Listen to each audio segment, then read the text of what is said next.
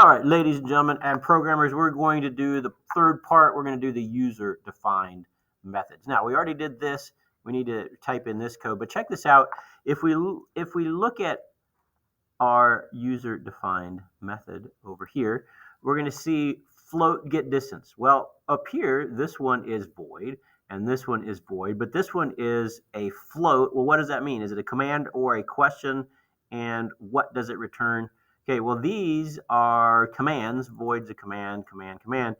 If it's not void, that means it's a question, and it's going to return a float, which means it's going to return a decimal. So somebody's going to ask, hey, what's the distance? And you're going to have to return that as a float. And that's, by the way, why we have this line of code down here.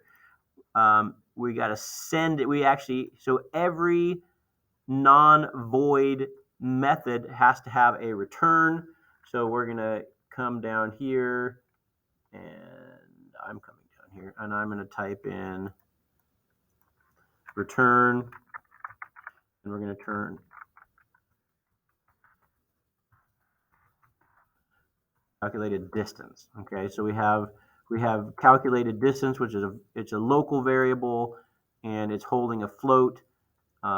And so when we return calculated distance, it's going to return a decimal, which is exactly what we need. Okay, so let's jump back over here and re-look at this. Make sure you're writing down everything in red. So answer this question as a command or question. What does it return?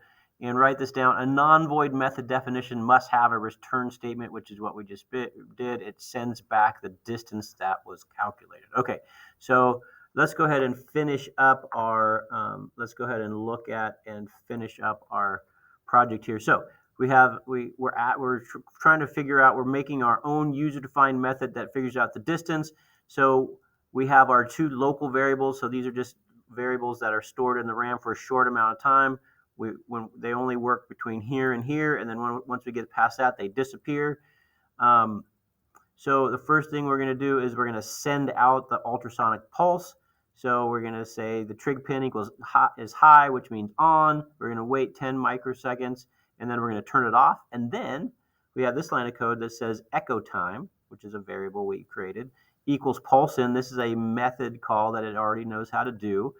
And we're going to say, hey, how long is it going to take to get something back on our echo pin?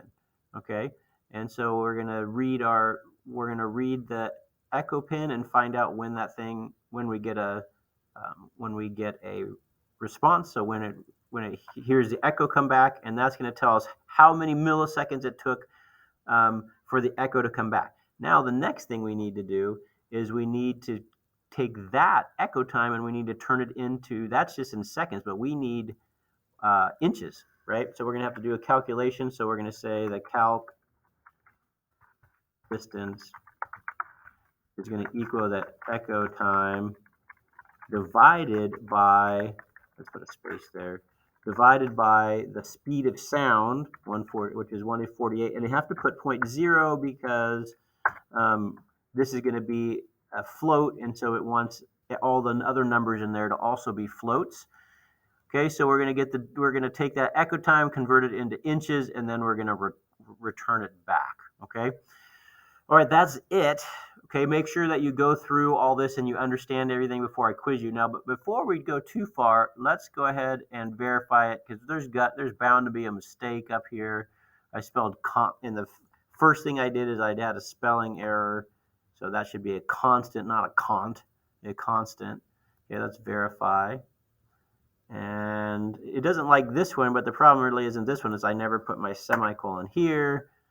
And let's go there. Oh my goodness. Float does not name a type. Did you mean F? Oh my gosh, FL. Terrible. Float. And okay, I think we got it. Hopefully that all works.